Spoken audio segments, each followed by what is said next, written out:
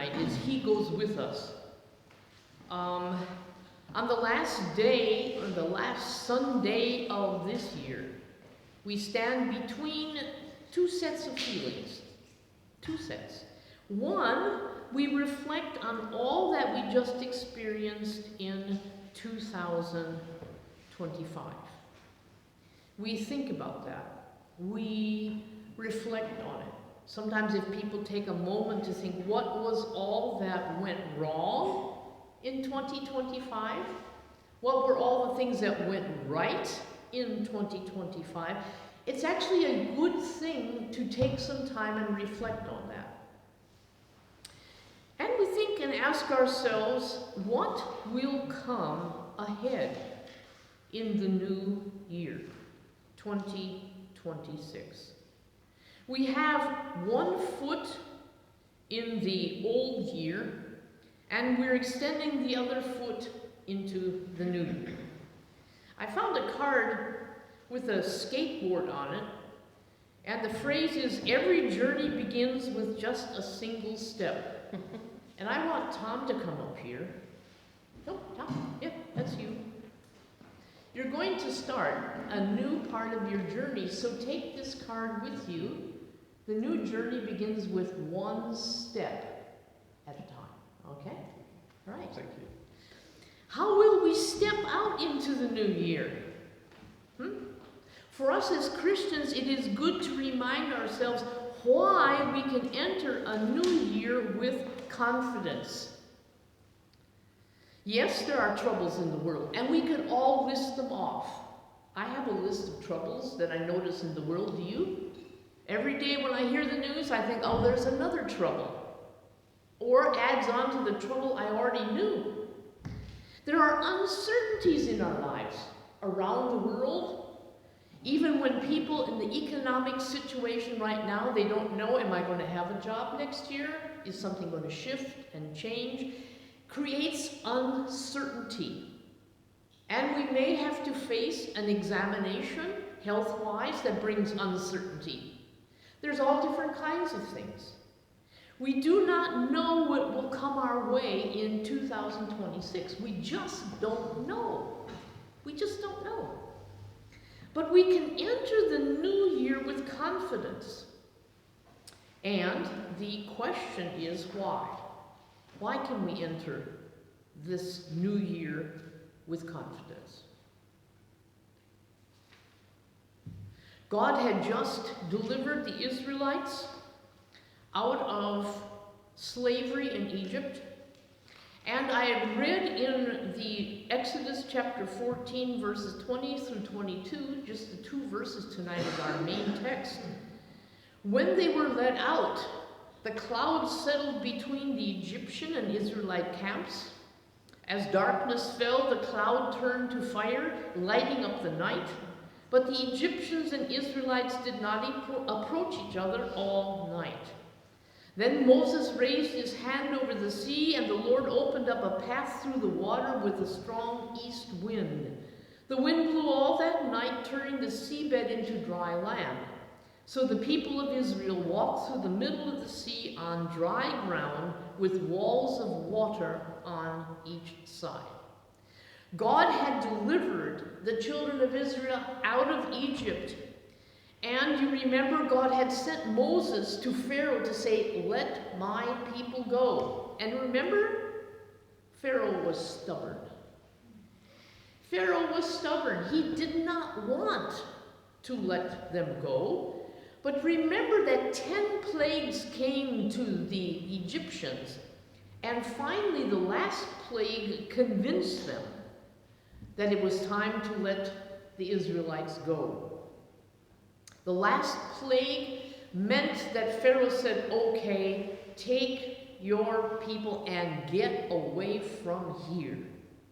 And so the Israelites set out into a whole new kind of life. Now, 2026 won't be a whole new kind of life for us, but there will be many new elements to this life of ours.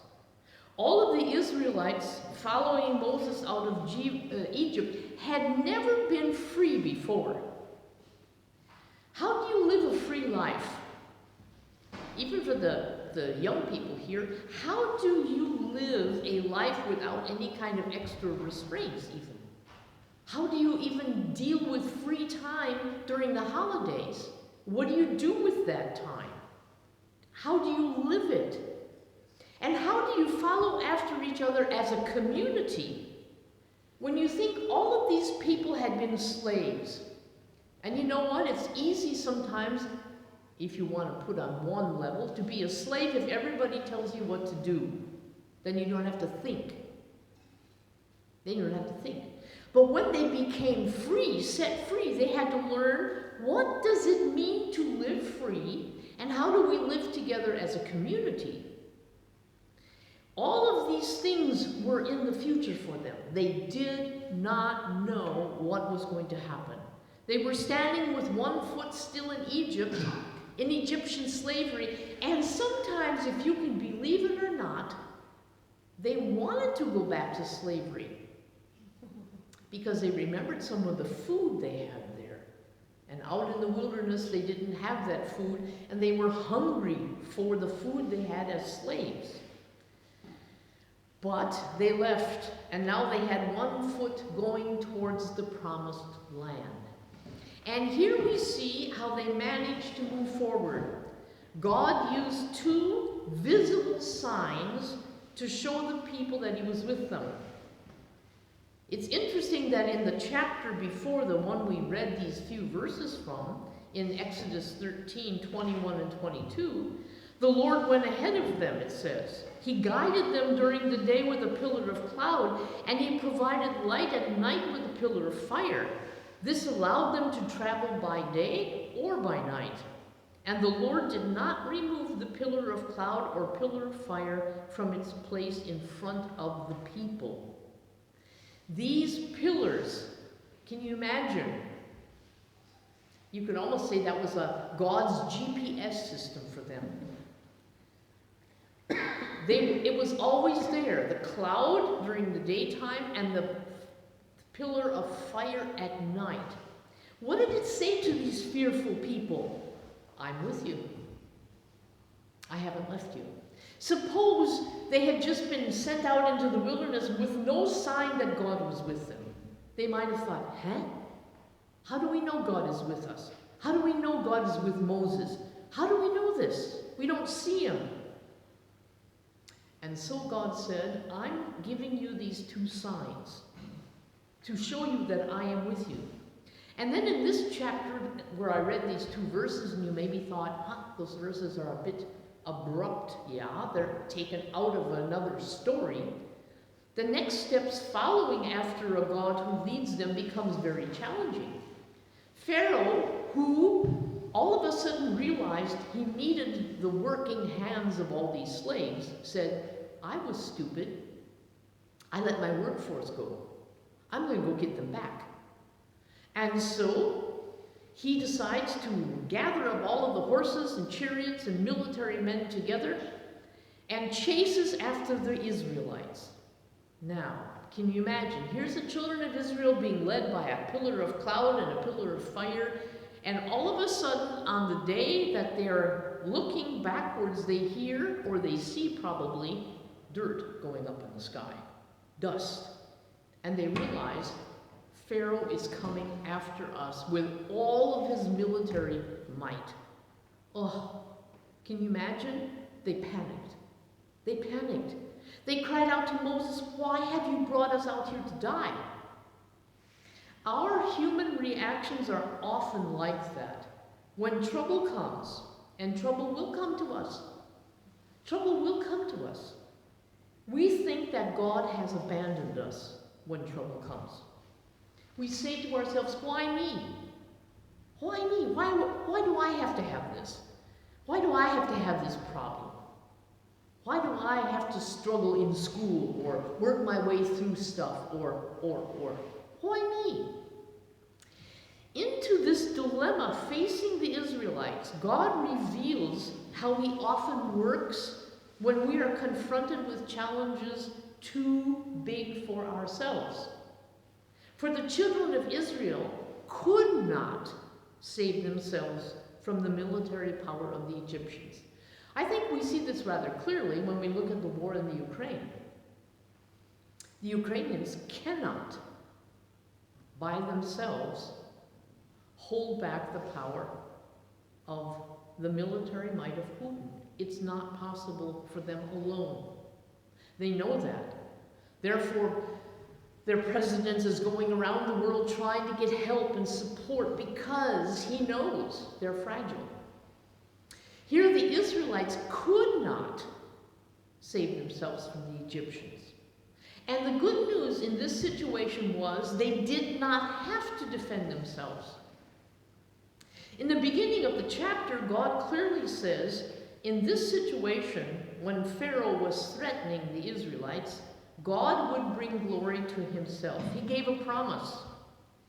He gave a promise that he would bring glory to his own name. And Moses said to the people, encouraging them, he said, don't be afraid. Stand still. Stay calm. And watch how God rescues you. Then God says, stop crying and get moving. I think it's interesting, sometimes when we are faced with challenges, we get into a poor me syndrome, and then we start crying around, why me, what am I going to do, and and then at some point we have to say, stop. What is the next step that I can take? And why should these people stop crying? Why should they start moving? In this story, we see how God works. He has given them his promise. I will get glory for myself, and I will deliver you. So the promises of God are given out first. And tonight, at the end of the service, each of us can draw a promise for ourselves for the new year. For God still promises us, as his people, he promises to be with us in different ways. God promises in this situation to act on behalf of his people. But God doesn't leave his promises only as empty words. Have you ever had somebody say, oh, I'll be with you, just let me, I'll promise, I'll be there. And then, did they show up? Did they act out on what they said? That's where the test is always, our words and then the actions.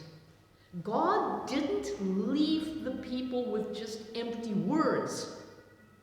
He filled those promises with actions. God protects his people in this story. How? Remember those visible signs that were always there. Pillar of cloud by day, pillar of fire by night. Now in this chapter, verse 19, it says that an angel had been leading them with the pillar of cloud. So, as trouble came rumbling toward them, the angel took the cloud and went behind them. I think that's a fun thing to think. An angel was in charge of this cloud, this pillar of cloud. And when the Egyptians were coming towards them, and these Israelites were trying to get away, the angel took the cloud behind them and blocked the Egyptians from the Israelites, so the Israelites were protected. And in the night that came, the pillar of cloud turned into the pillar of fire. We all know how small children, especially small kids, don't like dark at night in their rooms. They actually want a night light on somewhere to remind them, oh, yeah, there's light. So God put a big night light out there, a pillar of fire. I mean, I think these things are phenomenal. It's unfortunate that the people of Israel forgot those things so quickly. You would think that would be etched into their minds and hearts. But God provided this huge night light for the Israelites. They did not see their enemies and were comforted by the fire out there in the wilderness. When we face trouble, and you know we will face trouble, that's the unfortunate part. I wish I could promise you that when you follow after Jesus, there's no trouble. But there will be. When we face trouble, God can use many, many means to protect us.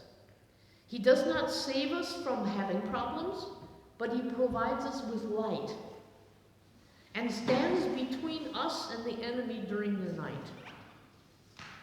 Finally, in our story, Moses raises his staff over the Red Sea, and God opens up a path through the water for the children of Israel to walk on, a dried path. In German, I preached this sermon this morning in German in the Gottleiningen Church, and there's an interesting way of rhyming, Heer und Meer. These Israelites were stuck between the Heer, the army of the Egyptians, and the Meer, the Red Sea on the other side. They were between Heer und Meer.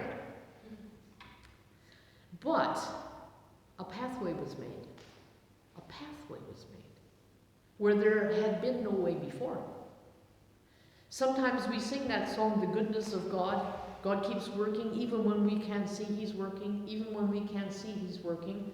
That is the truth in this story in a different picturesque sort of way, but also in our lives. God created a way to dry the sea enough so they could walk on it. The children of Israel walked through the middle of the sea to safety. Do you realize they were between walls of water? Now that took a degree of faith too, to trust that these walls of water weren't going to fall when they were walking through. The Lord is fighting for them, the Egyptians discovered when it was too late. I kind of asked myself, wouldn't they have figured it out that God was with them when they saw the pillar of cloud and the pillar of fire? Hadn't they remembered what had happened in those 10 plagues? What happens to them in the Red Sea is actually a consequence of their not observing the signs. Jesus often said, the sign that you're going to receive from me is the temple will be destroyed and in 3 days it will come back. And everybody said, huh? What is that for a sign? We know that Jesus meant his death and resurrection. God often gives signs to the general public around us, but do they see the signs? Do we see them? The Egyptians drowned basically because they didn't see the sign. So the Israelites were confronted by 2 sets of problems at the same time, which we often are. If only one thing came, it would be enough. But usually there are multiple things that come our way. But what we discover is that God walks with them through the trouble. Through the trouble. God stays with his people. And what does this mean for us? God gives us many promises. But God's words are backed up by his actions. He protects us often when we do not even notice it. I was thinking, when I've thought about this text, I was thinking of the time when Christopher jumped out of that plane, as you well know, and took this, one of those things where you open up your parachute. What do they call that? You know, the skydiving? Yeah, okay. The first time he ever did it, had a trainer on his back. And what happened when he got down close to the bottom, before he hit the ground? The parachute collapsed. And he landed on the ground and he broke his back. Ouch. Yes, indeed. However, God led him through the trouble. He did not end up being lame. He could have. And he didn't land on his head. He did not end up being lame. He had to go through all the pain of surgery. He had to do the kind of physical therapy needed. But nothing remained that could have remained from that accident. God brought him through.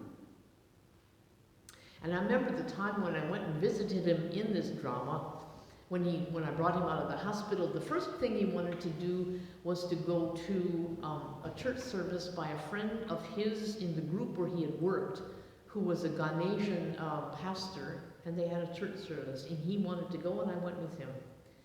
And at the end, and he felt very, very much touched by the service. I think the Lord really spoke to him. And the last song that they sang that day, "When I Remember What the Lord Has Done, I Will Never Turn Back Anymore." The Lord spared him from greater injury, you see. He didn't spare him from the consequence of a fall. It wasn't like angels rushed in and cushioned the last little bit. That would have been maybe nice, but it wasn't in there. But he led him through.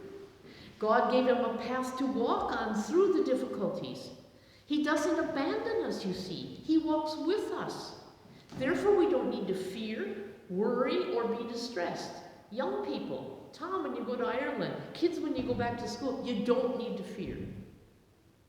You don't need to fear. Get worried or get all distressed. God is with you. Turn to him. Ask him for help, and he's there. There's a book by Timothy Keller that has the title, Walking with God Through Pain and Suffering. The German title doesn't quite hit it, but the English one is good, because God walks with us through whatever we encounter. This gives us confidence, I think, for a new year. We have the promises of God. We can count on the action of God. And no matter what, God walks with us. And if we remember the name of Jesus, we sang it often, God with us, Emmanuel.